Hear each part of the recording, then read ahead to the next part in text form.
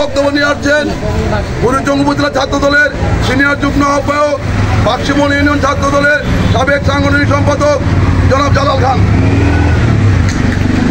আউযু বিল্লাহি মিনাশ শাইতানির রাজিম। বিসমিল্লাহির রহমানির রহিম।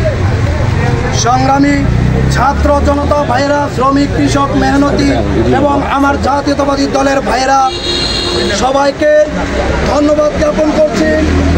আমার বক্তব্যের শুরুতে আমি গভীর শ্রদ্ধার সাথে স্মরণ করছি এই বৃহত্তর গণ অভ্যুত্থান ছাত্র আন্দোলনে শহীদ সাঈদ আমার চট্টগ্রামের ছাত্র দলের নেতা ওয়াসিম মুক্ত সহ যারা শহীদ হয়েছে তাদের প্রতি গভীর শ্রদ্ধা জানাচ্ছি এবং বাংলার সকল ছাত্র যুবক, মেহনতি, শ্রমিক, কৃষক ভাইরা যারা এই গণ অভ্যুত্থানকে সফল করেছেন এবং বাংলাদেশকে পুনরায় স্বাধীন করেছেন, সবার প্রতি কৃতজ্ঞতা জ্ঞাপন করছি।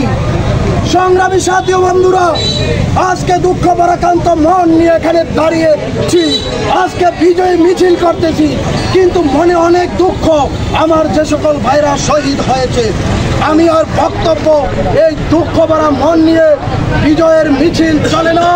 আপনাদের প্রতি আমার উদারত আহ্বান থাকবে, আমাদের বিজয়ের মিছিল যেন কারো কান্নার কারণ না হয়, আমরা যেন আমাদের প্রতিবেশীদের উপর আক্রমণে লিপ্ত না হই, সবাই যেন সহ অবস্থানে থেকে আমাদের স্বাভাবিক রাজনৈতিক কার্যক্রম চালিয়ে যেতে পারি, এই বলে আমি আমার বক্তব্য এখানে শেষ করছি।